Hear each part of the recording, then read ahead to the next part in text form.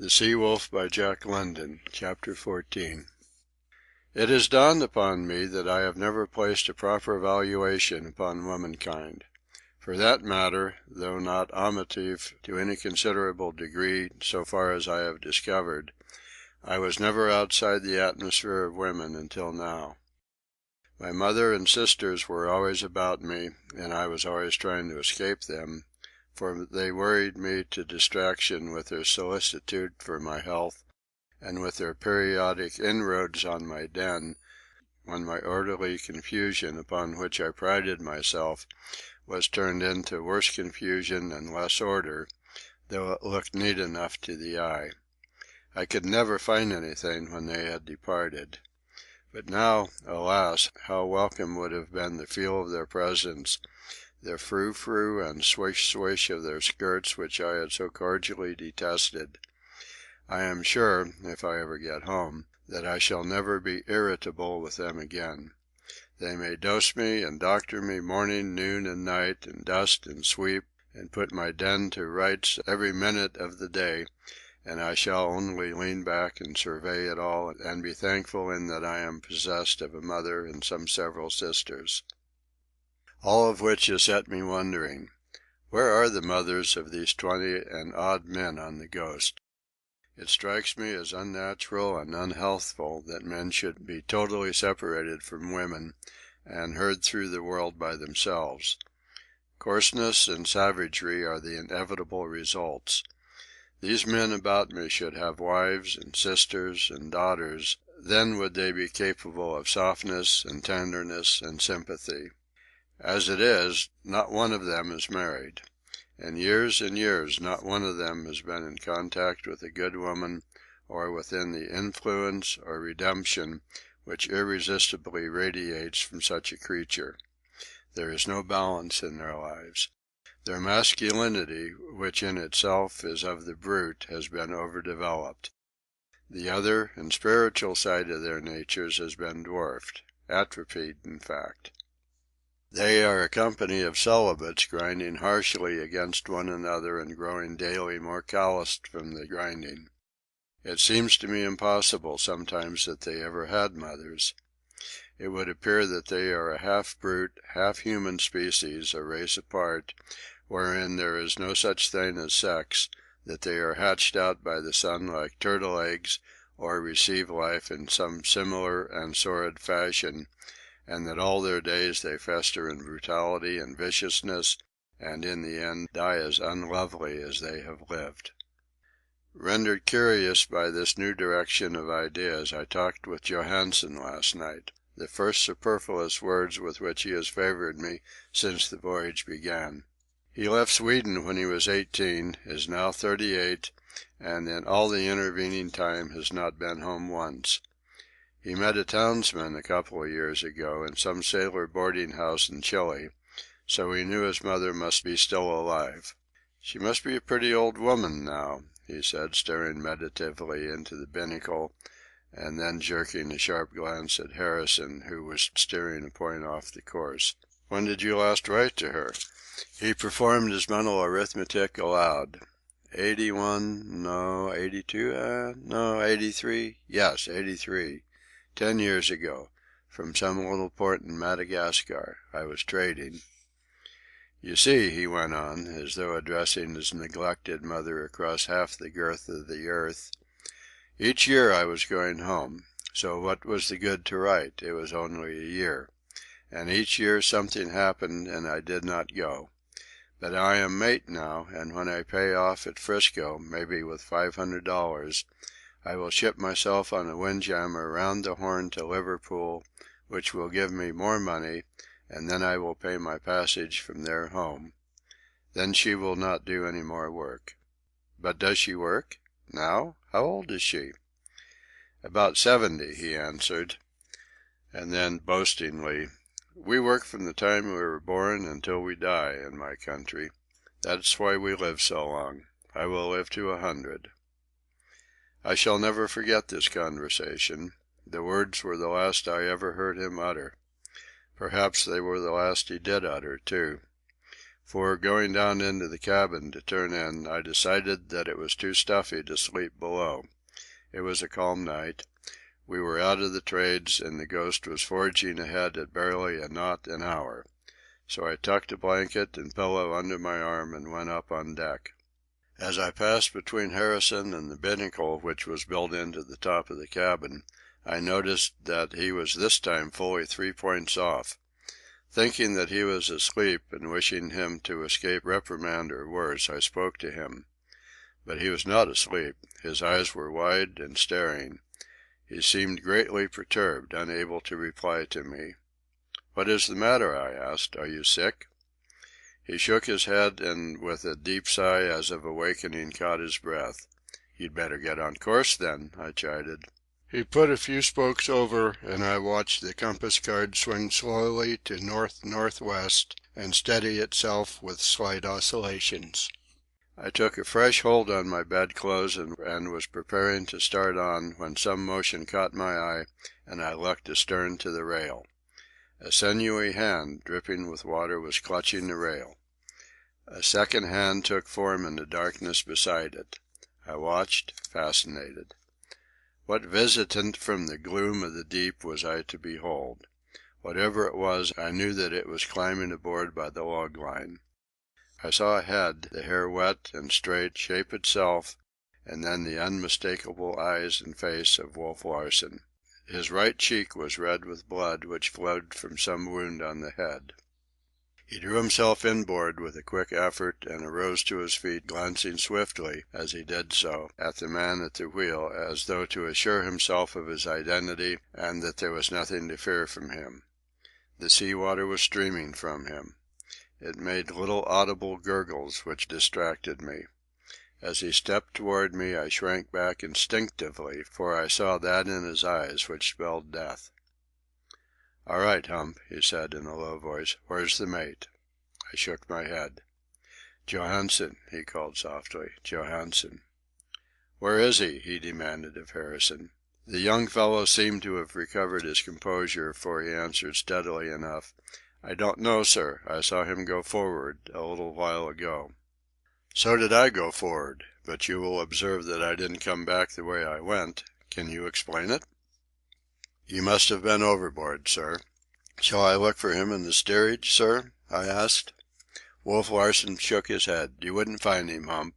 But you'll do. Come on. Never mind your bedding. Leave it where it is." I followed at his heels. There was nothing stirring amidships. "Those cursed hunters," was his comment. "Too damn fat and lazy to stand a 4-hour watch." But on the forecastle head we found 3 sailors asleep. He turned them over and looked at their faces.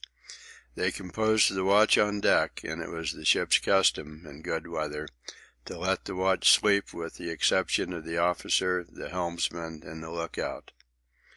"Who's lookout?" he demanded. "Me, sir," answered Holyoake, one of the deep-water sailors, a slight tremor in his voice. "I winked off just this very minute, sir. I'm sorry, sir. It won't happen again." "Did you hear or see anything on deck?" "No, sir, But Wolf Larsen had turned away with a snort of disgust, leaving the sailor rubbing his eyes with surprise at having been let off so easily. "Softly now," Wolf Larsen warned me in a whisper, as he doubled his body into the forecastle scuttle and prepared to descend. I followed with a quaking heart. What was to happen I knew no more than I did know what had happened. But blood had been shed, and it was through no whim of Wolf Larsen that he had gone over the side with his scalp laid open. Besides, Johansen was missing. It was my first descent into the forecastle, and I shall not soon forget my impression of it, caught as I stood on my feet at the bottom of the ladder. Built directly into the eyes of the schooner, it was of the shape of a triangle, along the 3 sides of which stood the bunks, in double tier, 12 of them.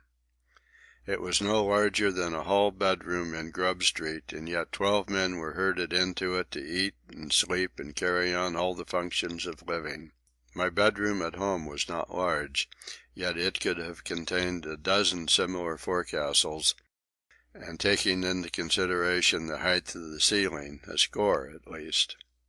It smelled sour and musty, and by the dim light of the swinging sea lamp I saw every bit of available wall space hung deep with sea boots, oilskins, and garments, clean and dirty, of various sorts.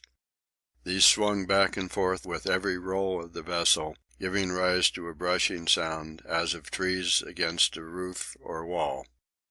Somewhere a boot thumped loudly and at irregular intervals against the wall, and though it was a mild night on the sea, there was a continual chorus of creaking timbers and bulkheads, and of abysmal noises beneath the flooring. The sleepers did not mind. There were 8 of them, the 2 watches below, and the air was thick with the warmth and odour of their breathing, and the air was filled with the noise of their snoring and of their sighs and half-groans, tokens plain of the rest of the animal man.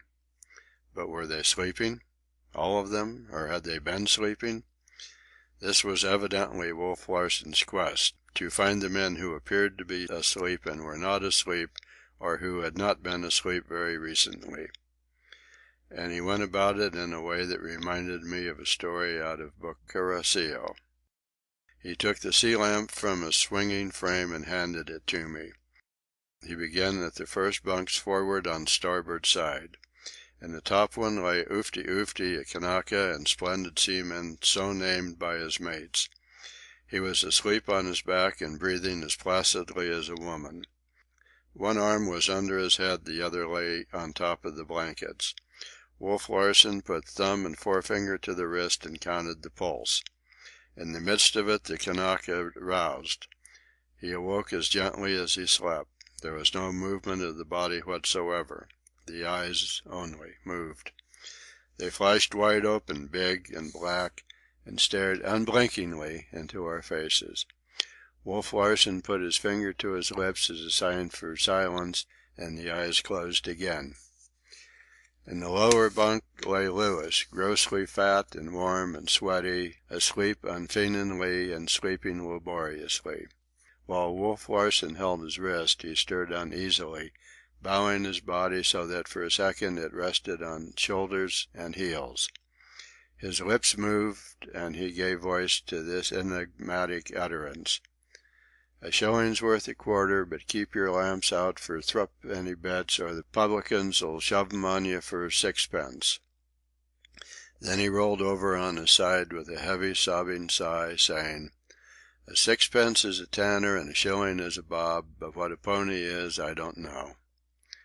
Satisfied with the honesty of his and the Kanaka's sleep, Wolf Larsen passed on to the next 2 bunks on the starboard side, occupied top and bottom, as we saw in the light of the sea lamp, by Leach and Johnson. As Wolf Larsen bent down to the lower bunk to take Johnson's pulse, I, standing erect and holding the lamp, saw Leach's head rise stealthily as he peered over the side of his bunk to see what was going on. He must have divined Wolf Larsen's trick and the sureness of detection, for the light was at once dashed from my hand and the forecastle was left in darkness. He must have leaped also, at the same instant, straight down on Wolf Larsen. The first sounds were those of a conflict between a bull and a wolf. I heard a great infuriated bellow go up from Wolf Larsen, and from Leach a snarling that was desperate and blood-curdling. Johnson must have joined him immediately, so that his abject and grovelling conduct on deck for the past few days had been no more than planned deception. I was so terror-stricken by this fight in the dark that I leaned against the ladder, trembling and unable to ascend. And upon me was that old sickness at the pit of the stomach, caused always by the spectacle of physical violence. In this instance I could not see, but I could hear the impact of the blows, the soft crushing sound made by flesh striking forcibly against flesh. Then there was the crashing about of the entwined bodies, the laboured breathing, the short, quick gasps of sudden pain. There must have been more men in the conspiracy to murder the captain and mate, for by the sounds I knew that Leach and Johnson had been quickly reinforced by some of their mates. "Get a knife, somebody," Leach was shouting. "Pound him on the head," Mash his brains out, was Johnson's cry. But after his first bellow, Wolf Larsen made no noise. He was fighting grimly and silently for life. He was sore beset. Down at the very first he had been unable to gain his feet, and for all his tremendous strength I felt that there was no hope for him. The force with which they struggled was vividly impressed on me, for I was knocked down by their surging bodies and badly bruised. But in the confusion I managed to crawl into an empty lower bunk out of the way. "All hands, we've got him, we've got him," I could hear Leach crying. "Who?" demanded those who had been really asleep, and who had wakened to they knew not what. "It's the bloody mate," was Leach's crafty answer, strained from him in a smothered sort of way. This was greeted by whoops of joy, and from then on Wolf Larsen had 7 strong men on top of him, Lewis, I believe, taking no part in it. The forecastle was like an angry hive of bees aroused by some marauder. "What ho! Below there!" I heard Latimer shout down the scuttle, too cautious to descend into the inferno of passion he could hear raging beneath him in the darkness.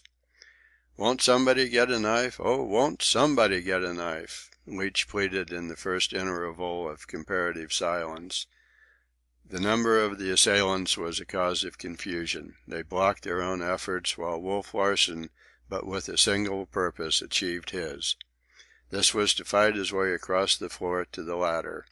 Though in total darkness, I followed his progress by its sound. No man less than a giant could have done what he did once he had gained the foot of the ladder. Step by step, by the might of his arms, the whole pack of men striving to drag him back and down, he drew his body up from the floor till he stood erect. Then, step by step, hand and foot, he slowly struggled up the ladder. The very last of all I saw. For Latimer, having finally gone for a lantern, held it so that its light shone down the scuttle. Wolf Larsen was nearly to the top, though I could not see him. All that was visible was the mass of men fastened upon him. It squirmed about like some huge, many-legged spider and swayed back and forth to the regular roll of the vessel. And still, step by step, with long intervals between, the mass ascended. Once it tottered, about to fall back, but the broken hold was regained and it still went up. "Who is it?" Latimer cried. In the rays of the lantern I could see his perplexed face peering down. "Larsen!" I heard a muffled cry from within the mass. Latimer reached down with his free hand. I saw a hand shoot up to grasp his. Latimer pulled, and the next couple of steps were made with a rush. Then Wolf Larsen's other hand reached up and clutched the edge of the scuttle. The mass swung clear of the ladder, the men still clinging to their escaping foe. They began to drop off, to be brushed off against the sharp edge of the scuttle, to be knocked off by the legs which were now kicking powerfully. Leach was the last to go, falling sheer back from the top of the scuttle and striking on head and shoulders upon his sprawling mates beneath. Wolf Larsen and the lantern disappeared, and we were left in darkness. End of chapter 14.